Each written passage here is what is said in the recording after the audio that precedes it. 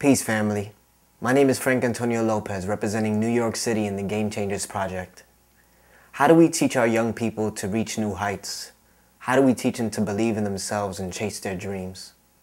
This story is about Kyle Chase, a young man from Brooklyn who at the age of 16 started working on his novel, Nameless, a story about a fallen angel who gets a second chance at life.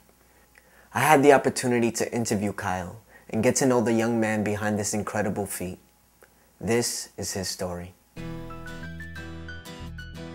I was born and raised in Brooklyn, New York. I lived in 141 East 21st Street between Flatbush Avenue and Church Avenue. The building I was raised in was called the Castle of Hell. It's because it's shaped like a castle and it was hell. We lived on the top floor and the piece of the roof actually caved in, so it was hazardous. So the city had to condemn the apartment. We didn't have enough money to actually transfer to another apartment, so we had to go directly into a shelter. Well, at the time, I was young. I just saw it as an adventure. I trusted in my mom. She always took care of me. She was raising me by herself. She didn't know what to do, how she was gonna feed me, what she had to expect at the shelter. There's a lot of horror stories about shelters, but she never led that on. She never showed that to me. She always tried to protect me from the stress and her feelings, so I admire her for that. Kyle channeled his life experiences into his creative writing. It made me wonder why art programs are the first to be cut in citywide budgets and how many stories we are not hearing from our young people.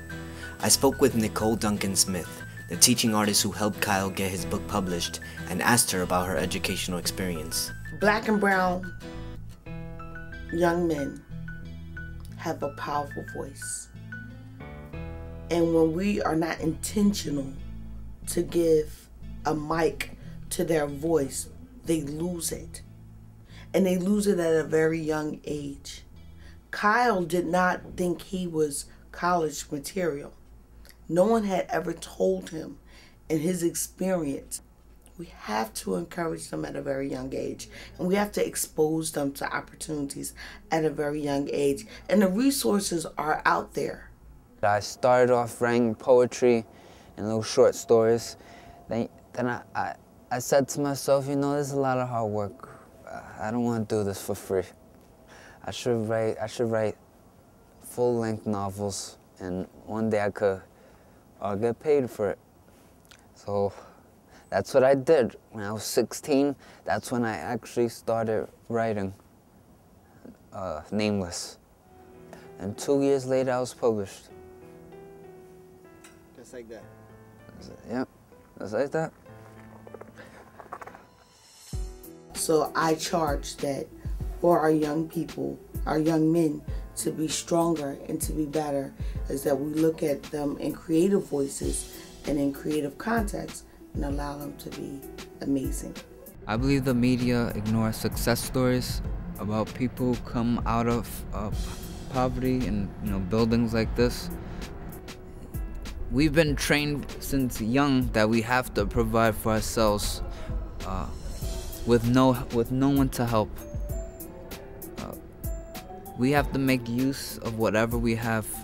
We channel our pain and experiences into anything we do to become successful and to take care of ourselves and the people we love. We have to give young people an opportunity to chase dreams. We have to give them opportunities to change the game. For the Game Changers Project in New York City, this is Frank Antonio Lopez. Peace.